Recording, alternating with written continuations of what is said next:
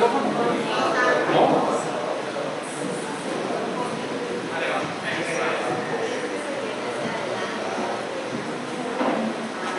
Ahora sí. Bueno, buenos días para todos. Para mí es un privilegio, es un honor, un placer poder estar esta mañana aquí y venir a compartir la palabra del Señor de manera presencial. Había tenido la oportunidad de compartirla a través de la virtualidad. Y bueno, ustedes saben que tienen una chance de volver a repetirla.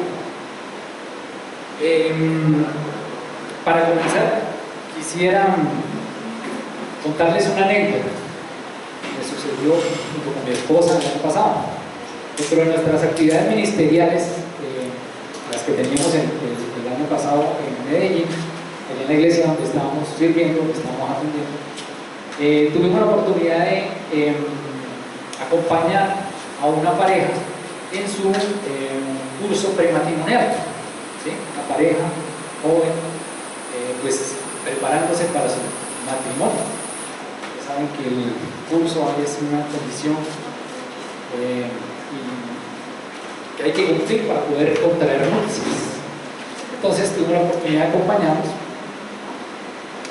y nos veíamos semana a semana.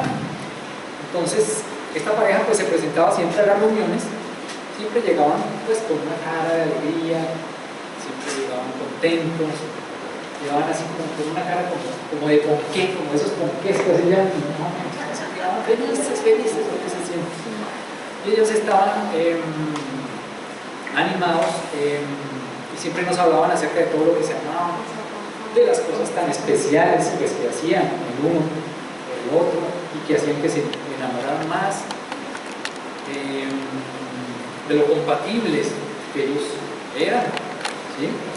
Y que tenían muchos gustos afines, que no habían tenido mayores diferencias ni discusiones, y seguramente por esa razón que iban a durar muchos años sin problemas. Pero lo veíamos de tiernos. Seguíamos y nos decían que ellos seguramente iban a durar toda la vida porque iban a poder superar cualquier obstáculo que se les presentara. Nosotros nos miramos ahorita frente a mi esposa y yo, dijimos, bueno, ¿se lo dices tú o se lo digo yo? Pues eso no va a ser así toda la vida. Resulta que esto es una unión de dos pecadores practicantes. Pero al vernos aquí, en medio de esta consejería, en medio de este curso, de este acompañamiento, todo eso nos hizo cuestionarnos a mi esposa y a mí y vernos cuando estamos preparando el material para cada reunión, con el ejercicio de vernos así frente a frente con esta pareja, vernos en ese espejo. Es una hermosa pareja, ¿cierto? Y con toda la disposición para aprender y para escuchar. Pero eso nos llevó a preguntarnos, bueno, ¿y qué pasó con nuestro enamoramiento? ¿Por qué ya no somos tan románticos? ¿Qué pasó? ¿Qué pasó con las invitaciones a cenar? Con nuestras salidas a cine solos. No es la película que nos gusta, no la de Disney, no la de Marvel, no, la película que nos gusta. ¿Qué pasó con eso? ¿Qué pasó con la dedicatoria de las canciones? Con las carticas de amor, con las serenatas, con los chocolates, con toda esa cursilería del enamoramiento, ¿cierto? ¿Qué pasó con regalar flores y anillos de oro? ¿Qué pasó con eso? ¿A qué hora se convirtió en regalarles coliflores y anillos de cebolla? Eso cambió. ¿Por qué cambió? Porque si al inicio estábamos muy pendientes de los detalles, ahora no. Pero pues claro, vamos a ver, empiezan a venir los hijos, uno detrás del otro, ¿no?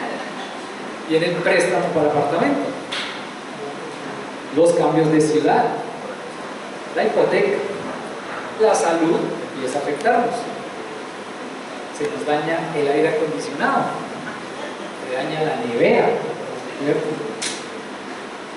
Hay que comprar los uniformes, los zapatos del colegio, los estudios de teología, y más, y más, y más, y más. ¿Cómo era todo eso?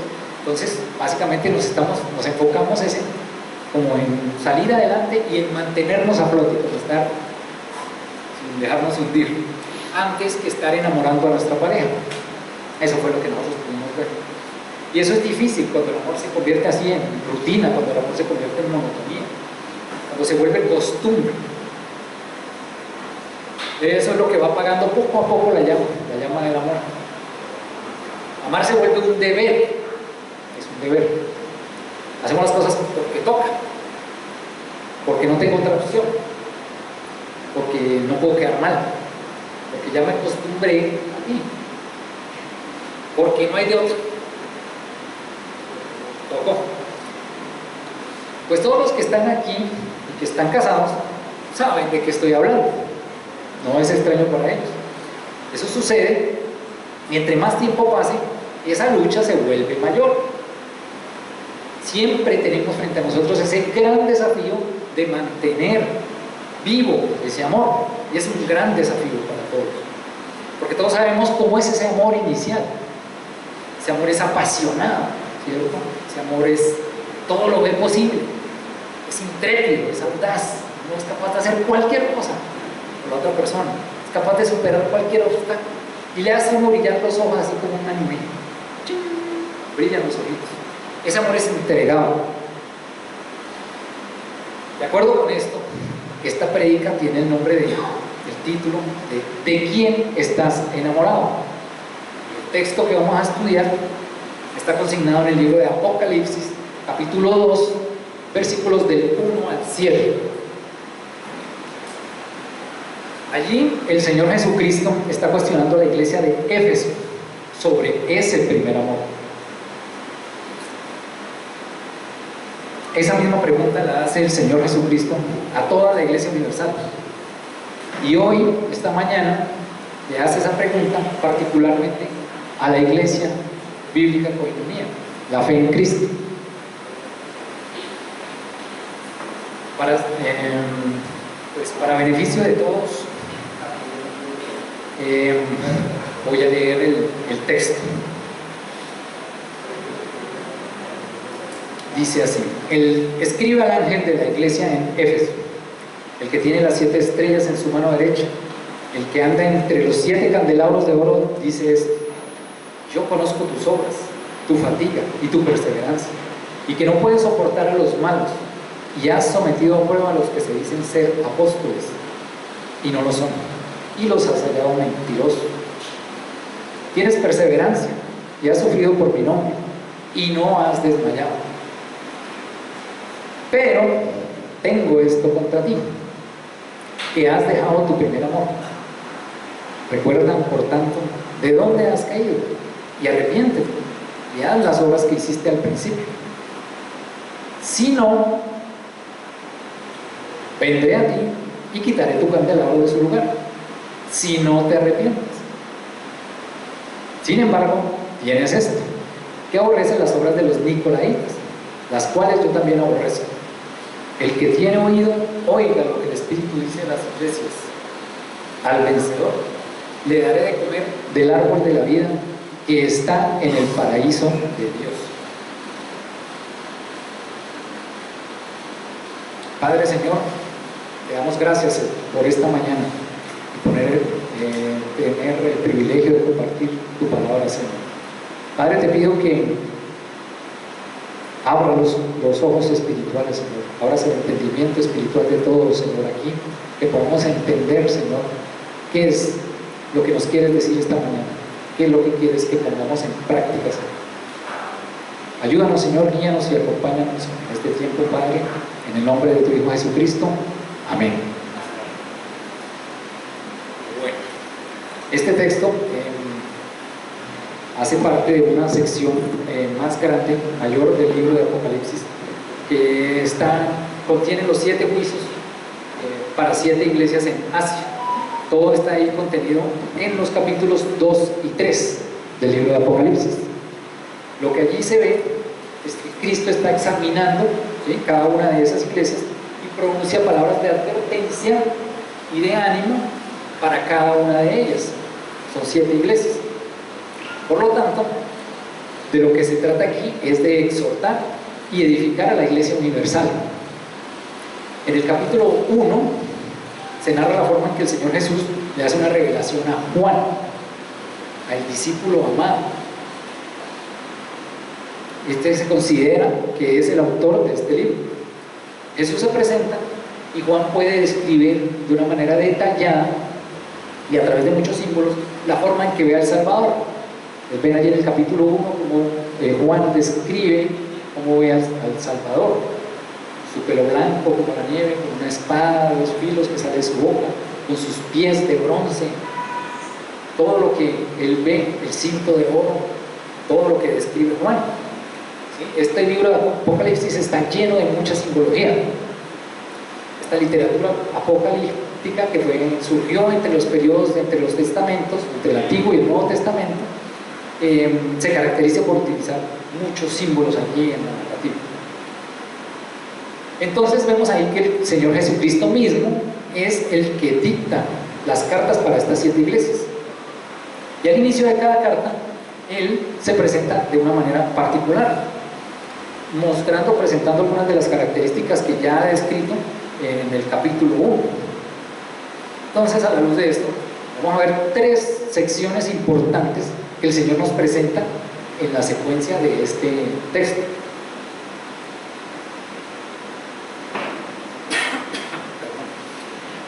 La primera sección es el reconocimiento y elogio, que están contenidos en los versículos 1 al 3. La segunda es la advertencia, está en los versículos 4 y 5. Y la última es el ánimo y promesa, que está contenida en los versículos 6 y 7. Entonces, en primer lugar, vamos a ver el reconocimiento y elogio, y voy a leerles el texto del 1 al 3. Escribe al ángel de la iglesia en Éfeso, el que tiene las 7 estrellas en su mano derecha, el que anda entre los 7 candelabros de oro, dice esto: yo conozco tus obras, tu fatiga y tu perseverancia, y que no puedes soportar a los malos, y has sometido a prueba a los que se dicen ser apóstoles y no lo son, y los has hallado mentirosos. Tienes perseverancia y has sufrido por mi nombre y no has desmayado. Esa es la primera carta que Cristo ordena redactar. Se dirige a la iglesia de la ciudad de Éfeso. Éfeso era una ciudad costera muy importante en este momento. Éfeso estaba estratégicamente ubicada, y vemos el mapa donde están ubicadas las 7 iglesias a las cuales estaba lanzándose el juicio del Señor. Ella estaba ubicada en medio de una ruta comercial entre Roma y Oriente, y en ese entonces tenía una población aproximada de 250.000 habitantes. Eso era un montón de gente para ese entonces en las ciudades. Tenían un gran estadio, un estadio muy grande. No sé qué capacidad tenían, ni si era más grande que el Metropolitano, pero por lo menos tenían un estadio. Tenían un mercado y un teatro que tenía capacidad para 25.000 personas. Pues era grande para las ciudades de la época, era una ciudad muy importante. Parecía que fuera la capital, pero políticamente no era. Pero tenían los mismos movimientos que una capital. En esa ciudad se rendía culto a los césares romanos, a los gobernantes, la ciudad del imperio, y los gobernantes eran adorados allí en esta ciudad. Ellos se creían dioses. También estaba construido el templo de Artemisa, la diosa Artemisa. Ese templo era una de las grandes maravillas del mundo antiguo. Era impresionante. Esa es la misma diosa Diana. Los romanos le cambiaron el nombre, ahora la diosa Diana, que aparece descrita en el libro de Hechos en el capítulo 19, la famosa Diana de los Efesios, allí donde se formó un alboroto durante un tiempo, y que por más de 2 horas la gente gritaba con ánimo: Diana, viva Diana de los Efesios. Esa era la diosa que imperaba allí, y venían de todas las regiones cercanas a dar culto a ella. Aquí vemos Éfeso, se los voy a mostrar. Aquí. Entonces, Éfeso estaba ubicada en una zona donde el comercio entre Roma y el Oriente, o sea, era inevitable pasar por esa ciudad. Entonces era comercialmente muy movida, tenía mucho movimiento de personas. Por ser una ciudad tan grande, pues estaba llena de pecado, llena de magia, de filosofías que imperaban en ese entonces, del paganismo, del ocultismo, etc. En medio de este contexto estaba funcionando esta iglesia, la iglesia de Éfeso. Era un medio muy difícil, había mucho rechazo, no solamente de parte del imperio romano, que necesitaba haciendo la persecución, sino que también, por ejemplo, estos adoradores de Diana, los plateros, los que fabricaban los templecitos, ¿sí? Ellos no querían que los cristianos cambiaran a la gente, porque ya iban a dejar de adorar a Diana, y ellos fabricaban sus templecitos y los vendían, ese era su negocio. Los cristianos les iban a dañar el negocio, entonces no les convenía, pues tenían mucha persecución. Entonces la iglesia estaba todo el tiempo muy alerta, muy atenta. Entonces, así como vemos en el texto, Jesucristo nos ordena y nos dicta, le dicta a Juan exactamente, lo que debe escribir. Primero comienza el Señor describiéndose a sí mismo, y Él le dice: el que tiene las 7 estrellas en su mano derecha. ¿Sí? En el capítulo 1 ya Él ha aclarado que las 7 estrellas son los ángeles o los mensajeros de las iglesias. Todavía no hay un consenso, hay una discusión entre los estudiosos, entre los eruditos del texto bíblico y de la época también, en que si los ángeles eran los pastores o los obispos o los directores de cada iglesia, o si se trataba de la representación o el espíritu característico de cada iglesia. Se dice: ay, el ángel que tiene, será como el ángel de la iglesia, el espíritu de la iglesia. El hecho es que, sea lo que sea que representen, lo cierto es que Dios los tiene en su mano derecha, ¿cierto? Entonces eso indica que ellos estaban bajo su control. Esto estaba bajo el control del Señor, ¿cierto? Muestra el poder del Señor. Luego dice que el que anda entre los 7 candelabros de oro, el que anda, el que camina, el que recorre entre los 7 candelabros de oro, al decir que anda entre ellos, significa que está presente en las iglesias. El Señor Jesús está presente en las iglesias y conoce sus actividades. Esto nos demuestra el inmenso poder de Cristo, que tiene en sus manos nuestra luz como iglesia, testimonio de la iglesia, y se pasea en medio de nosotros, en medio de sus candelabros de oro. Él nos conoce, Él nos ve. Entonces Cristo, pues que conoce en detalle todo lo que sucede en cada iglesia, que anda caminando entre ellas, así Él mismo puede decir con ese convencimiento: yo conozco tus obras, como lo indica varias veces a lo largo del libro del Apocalipsis. A varias iglesias: yo conozco tus obras. Teniendo en cuenta que Éfeso era este puerto marítimo de alto comercio y de tráfico de pasajeros, pues era muy frecuentado por charlatanes y por farsantes que se mantenían viajando. Parece que los falsos apóstoles que se presentaban allí en esta iglesia y que la iglesia reconocía, era un tipo de judaizantes que insistían en que debían los creyentes volver a las antiguas prácticas de la ley, ¿sí? Que necesitaban que se circuncidaran o que hicieran cierta u otra práctica antigua de la ley.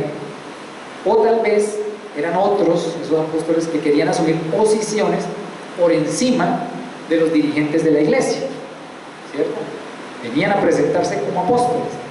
Y la palabra misma nos dice que Pablo fue el último apóstol. La Escritura nos dice quiénes son los apóstoles, qué características tienen los apóstoles.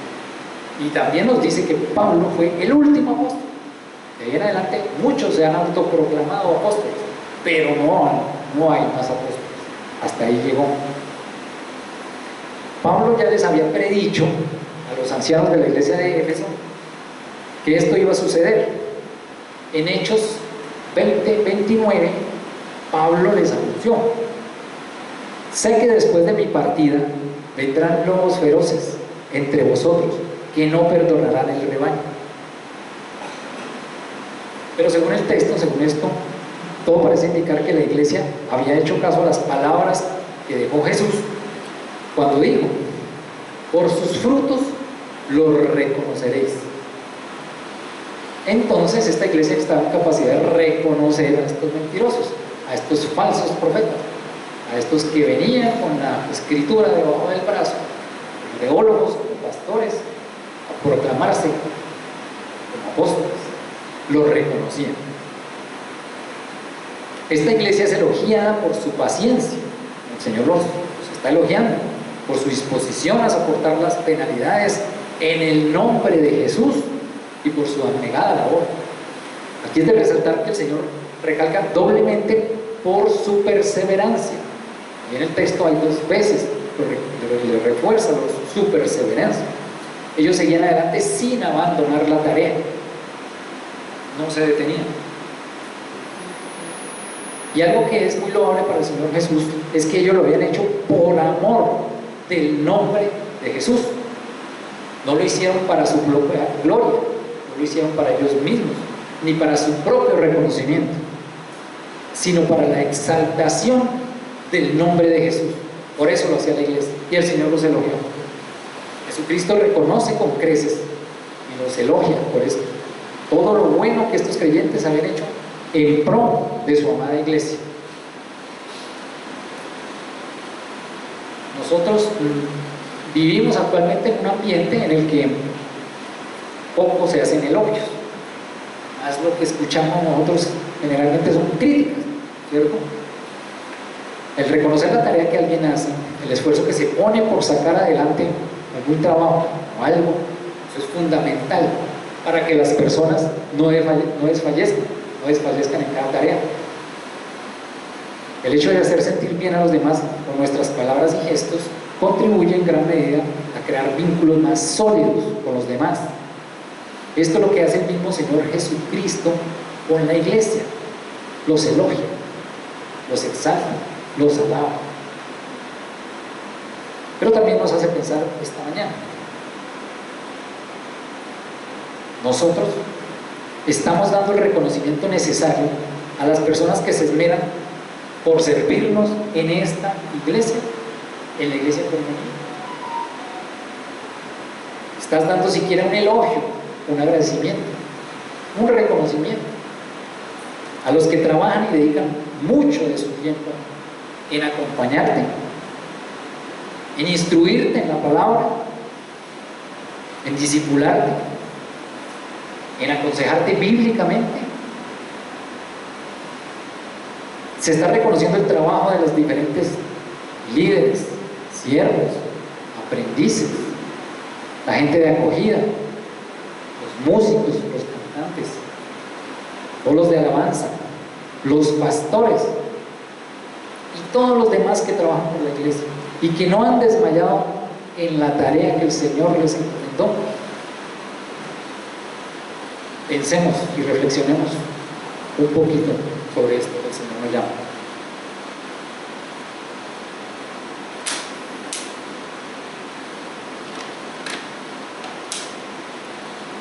En segundo lugar, el texto que nos presenta una advertencia en los versículos 4 y 5.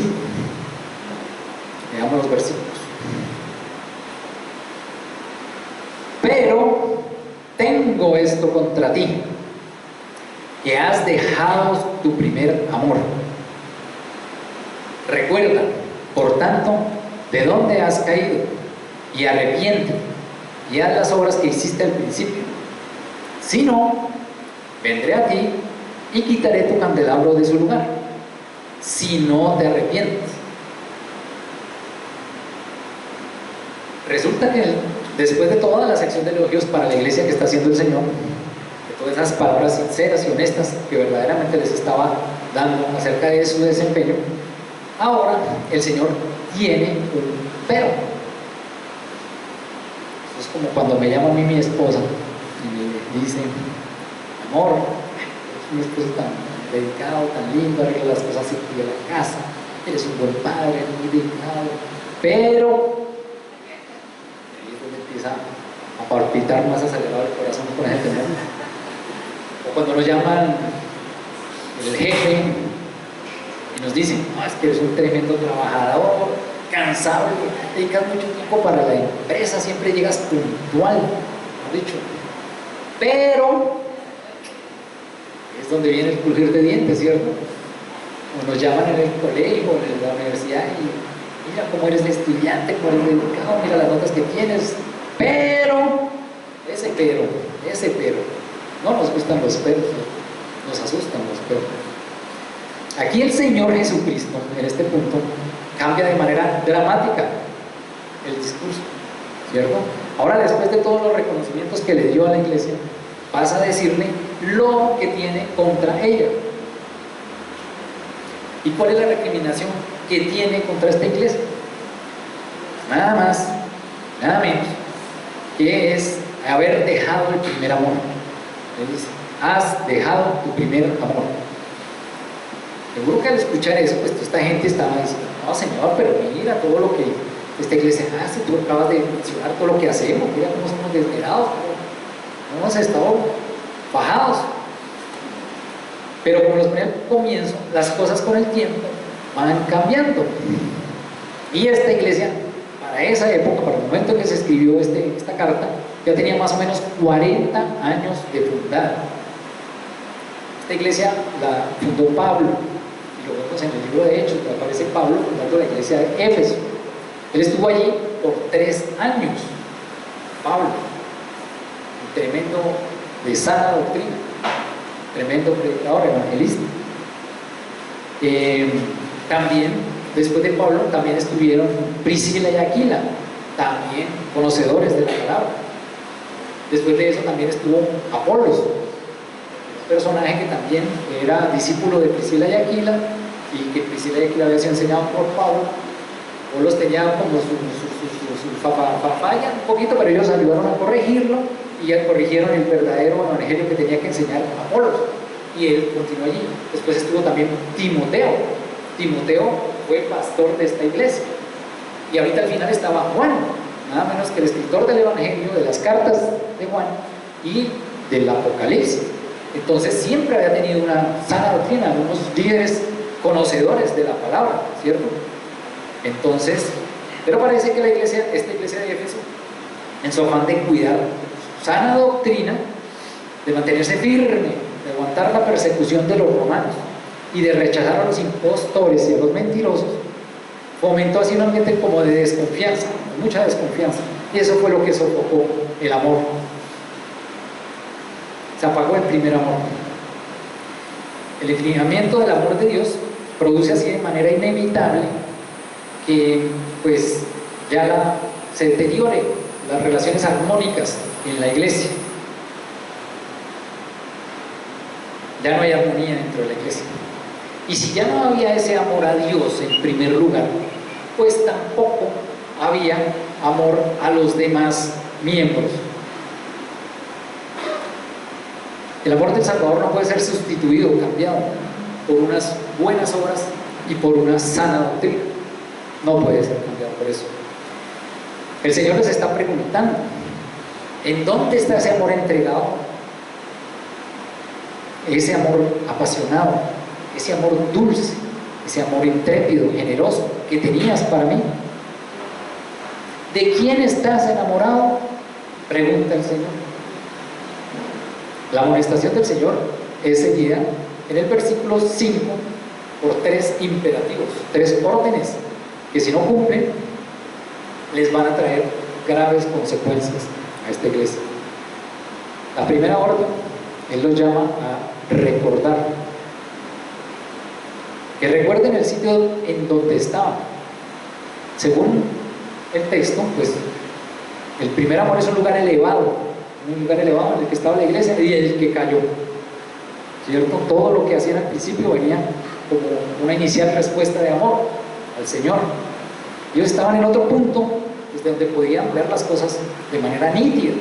Ahora donde estaban, parece que no estaban viendo las cosas bien, no ven lo que deberían ver, entonces tienen que regresar a donde estaban.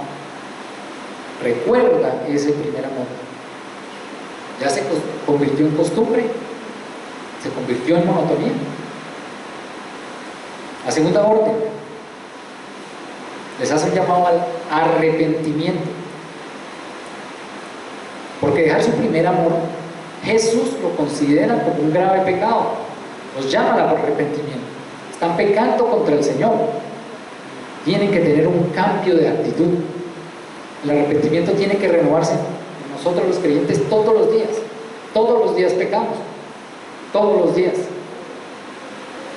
Una falta de arrepentimiento diario puede llevar a una pérdida total de la fe, puede llevar a la muerte espiritual, la falta de arrepentimiento.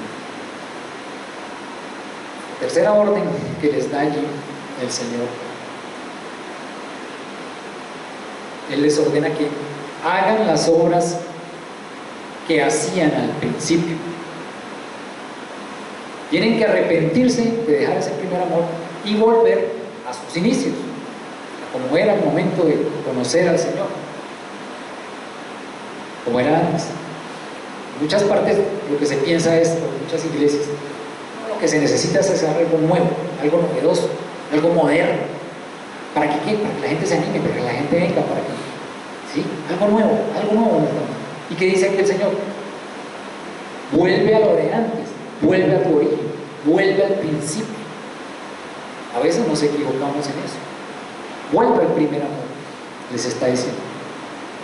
Si no lo hacen, si no se arrepienten y vuelven al principio, muestran ese amor, el Salvador va a venir a quitar de su lugar el candelabro de esta iglesia. Es decir, acaba con ella. Y ahí está la soberanía del Señor. Ahí está la soberanía del Señor. Y esta sería una consecuencia funesta para cualquier congregación. El fin de una iglesia. Pero lo que dice el Señor, lo dice en serio. No está tomando del pelo. No es un juego. Si no hay arrepentimiento, si no se cumplen las 3 órdenes que el Señor manda, Él cierra la iglesia. La iglesia muere. El Señor quiere que reavivemos nosotros como iglesia ese primer amor. Quiere que pasemos tiempos con Él. Al preparar esta prédica, por supuesto, el primero que llama la atención, el primero que da malo, el primero que patea es a mí. El Señor me jaló las orejas, porque el Señor me hizo recordar esos primeros tiempos en los cuales yo me deleitaba todas las madrugadas buscándolo en mi tiempo devocional. Era en la iglesia que conocí al Señor, vendían un librito devocional, se llamaba Tiempo con Dios, y lo sacaban mensualmente. Todos los meses iba y compraba mi librito, y era para llenar, leer la palabra, y me encerraba en un cuarto a orar todas las mañanas, y a leer y a hacer el devocional. Y eso era tan especial. Todo era novedoso, todo era nuevo, todo era hermoso. Era muy especial. Pero pasa el tiempo, como he hablado, y todo va cambiando. Y van llegando otras y otras cosas. Y el Señor me llama y me pregunta a mí: Juan Carlos, ¿de quién estás enamorado? ¿Qué pasó con ese primer amor? ¿Qué pasó con esa devoción inicial? Y el Señor nos hace a todos esa misma pregunta. ¿Estás enamorado más de tu trabajo que de mí? Pregunta el Señor. ¿Estás enamorado más de tus estudios que de mí? ¿Estás enamorado más de tus hijos y tu familia que de mí? ¿Estás enamorado más de los quehaceres y trabajos del ministerio que de mí? Eso pregunta el Señor.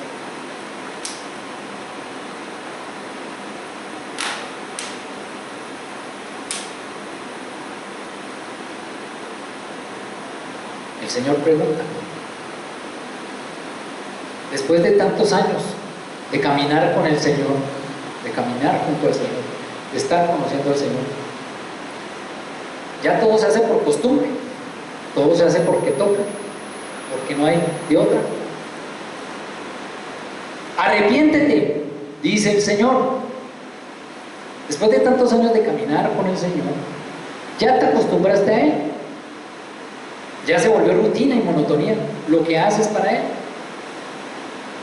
Arrepiéntete, dice el Señor.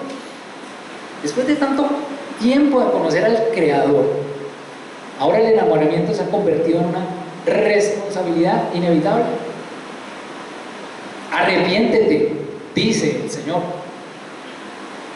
Si han entrado otras cosas en tu corazón que están acaparando tu atención y quitando del trono al Señor, arrepiéntete, dice el Señor.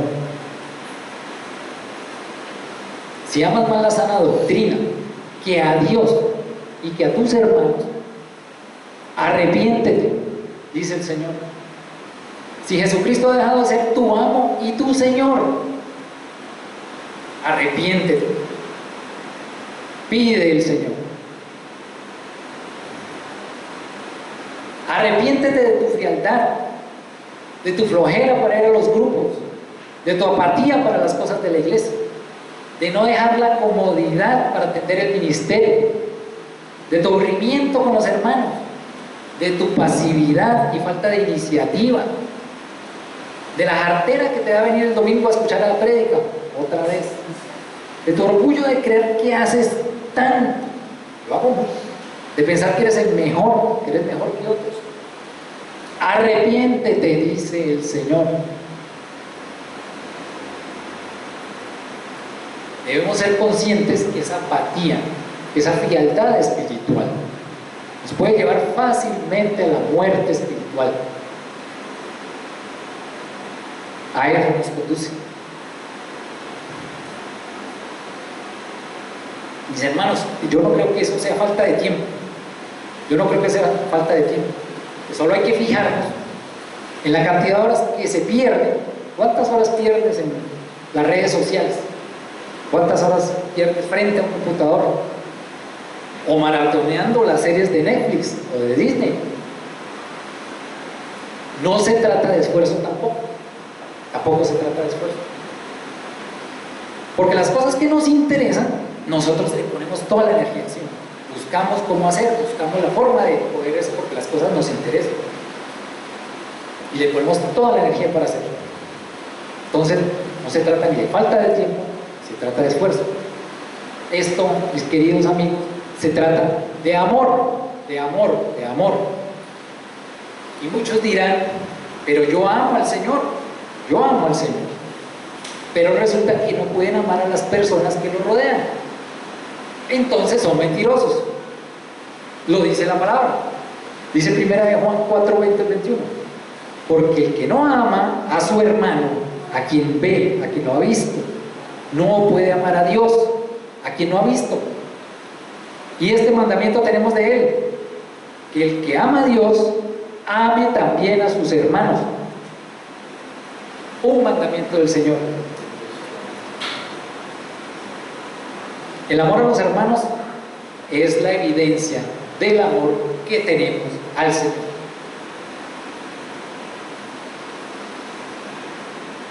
La tercera parte que encontramos en el texto es la de ánimo y promesa. La cosa no se quedó ahí, gracias a Dios. Dice el texto: sin embargo, tienes esto, que aborreces las obras de los nicolaitas, las cuales yo también aborrezco.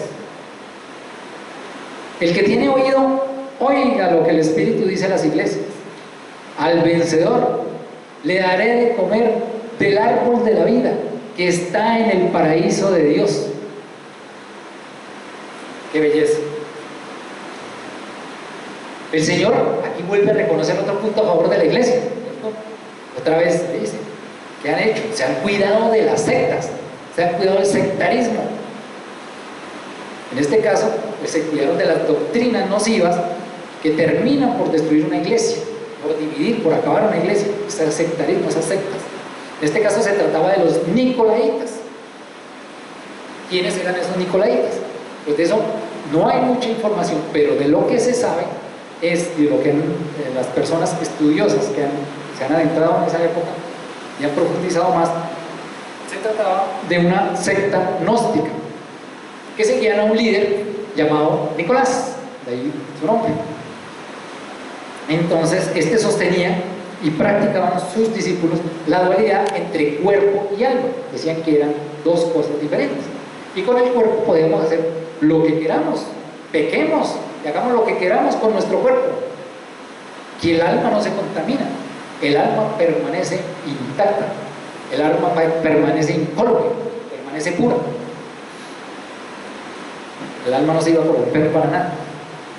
Por eso es que el Señor aborrece, dice ahí, el Señor detesta las obras de estos personajes y alaba a la iglesia, está alabando, animando a la iglesia para que también la rechace. Esto, mis queridos amigos, también nos debe dar una perspectiva a nosotros correcta acerca del pecado, porque el Señor aborrece el pecado, como lo dice aquí en el texto. El Señor aborrece el pecado. Dios es amor, sí, eso lo vemos y todo el mundo dice, Dios es amor, pero Dios es amor, pero Dios es amor. Pero aquí el texto nos dice, la palabra del Señor dice, el Señor aborrece. El Señor también odia, el Señor también detesta, pero el pecado. En nombre del amor no podemos tolerar ni darle la bienvenida al pecado. Cristo aquí está elogiando a estos creyentes y los anima por unirse a Él en este odio hacia esas prácticas. De esta manera el Señor le da ánimo a la iglesia. Bueno, gracias a Dios que ya no existen los Nicolaitas, ¿no? Nicolás, le hiciste mal, ya te vas. Se desapareció, gracias a Dios. Y dice uno, qué barbaridad estos personajes con esa maldad. Pero hoy en día resulta que no están ellos, pero hay otras sectas y están los sectaristas. Resulta que están los uribistas, los petristas, los rodolfistas, los piquistas y un montón de istas, ¿cierto? Y esto es sectarismo. Y muchas de sus doctrinas sí que han permeado nuestra iglesia, están adentro de la iglesia. Y los creyentes siguen a estos personajes como si ellos fueran el Mesías, el que va a ser, el que nos va a liberar. Mucho cuidado, mis amigos, mucho cuidado con eso, porque así dice el Señor: maldito el hombre que en el hombre confía y hace de la carne su fortaleza, y del Señor aparta su corazón. Jeremías 17:5, no lo digo yo. Sectarismo. Al final viene el versículo que llama, en el que llama el Señor a todos los que pueden oír a que lo hagan. Dice: el que tiene oído, no, el anterior, por favor. El que tiene oído, oiga lo que el Espíritu dice a las iglesias. Oiga. Aquí la indicación que tiene esto de oír va mucho más allá de solamente escuchar las palabras. Aquí tiene la implicación de obedecer, tiene la implicación de obedecer, de poner en práctica lo que el Señor está mandando. Después de animarlos y exhortarlos a obedecer, en esta última parte del texto, el Señor está haciendo una promesa al vencedor, ¿cierto? Dice: al vencedor le daré a comer del árbol de la vida que está en el paraíso de Dios, ¿cierto? Continuando con las cartas, las demás cartas que le da a las otras iglesias, pues en ninguna se menciona cuáles son esos enemigos que hay que vencer. El vencedor aquí es que tiene que vencer. En el capítulo 12 se identifica a los hijos de Dios como los que han vencido al diablo por medio de la sangre del Cordero. Y en el capítulo 15 de Apocalipsis se identifican a quienes han vencido a la bestia y a su imagen. Entonces, el vencedor es el cristiano que ha resistido con éxito todas las acometidas del diablo, todas las arremetidas que hace el diablo, y el mundo anticristiano que nos rodea. Ese cristiano que ha resistido esto y que busca, que tiene fin el diablo y el mundo, el fin es robarle la fe. Pero el que vence ese cristiano. El Señor le dará de comer del fruto del árbol de la vida, como una recompensa para el justo, para el vencedor. ¿A qué les recuerda? ¿Dónde los lleva esto del árbol de la vida? A Génesis, ¿cierto? Nos lleva a Génesis, nos lleva al huerto, nos lleva al paraíso, nos lleva allá donde originalmente Dios creó a Adán y Eva, y ellos vivían en armonía, en comunión con el Señor, y con toda la creación se vivía en armonía. Y estaba allí en medio del huerto el árbol también, el árbol de la vida, ¿cierto? Después de la caída, el Señor lo mandó custodiar, lo mandó a cuidar, lo mandó a proteger, a un ángel, para que Adán y Eva no se acercaran a él y fueran a probar su fruto y fueran a vivir eternamente. No lo permitió. Ahora vemos aquí cómo el Señor ofrece como premio a ese vencedor la vida eterna, probar del árbol de la vida, probar el fruto del árbol de la vida. Hermosa esa promesa que nos hace el Señor. Entonces, ¿quién es el que nos hace esa promesa? ¿Quién es el que restaura esa armonía entre el hombre y el Padre Celestial? ¿A quién es que debemos todo nuestro amor? El primero y el último, todo nuestro amor. ¿A quién es que debemos responder con obediencia absoluta? ¿De quién es que debemos estar enamorados siempre? La respuesta está ahí mismo en el libro de Apocalipsis, capítulo 1, versículos 5 y 6. El que restaura todo esto, al que debemos nuestro amor, es Jesucristo, el testigo fiel, el primogénito de los muertos y el soberano de todos los reyes de la tierra, el que nos ama y el que nos libertó de nuestros pecados con su sangre e hizo de nosotros un reino de sacerdotes para su Dios y Padre. A Él sea la gloria y el dominio por los siglos de los siglos. Y toda la congregación responde: amén. Padre Santo, Señor, te doy gracias por esta iglesia, Señor, por la iglesia bíblica Koinonia. Señor, tú la has sostenido, tú la has conformado, Señor, tú la has amado, Padre Santo. Te rogamos, Señor, que cada miembro de esta congregación reconozca delante de ti sus pecados, que se arrepienta y tú avives en todos el amor, Padre, ese primer amor, el amor que teníamos al principio, Señor, que todos podemos recordar dónde está, arrepentirnos y hacer lo que antes hacíamos, como al inicio. Señor, que volvamos de tu palabra un deleite, que volvamos a anhelar cada encuentro, cada reunión, cada culto. Señor, por favor, oramos porque no retires tu candelabro de esta iglesia, Dios Padre.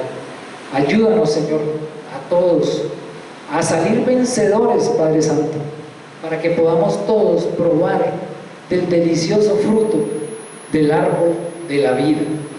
En el nombre de tu Hijo Jesús. Amén.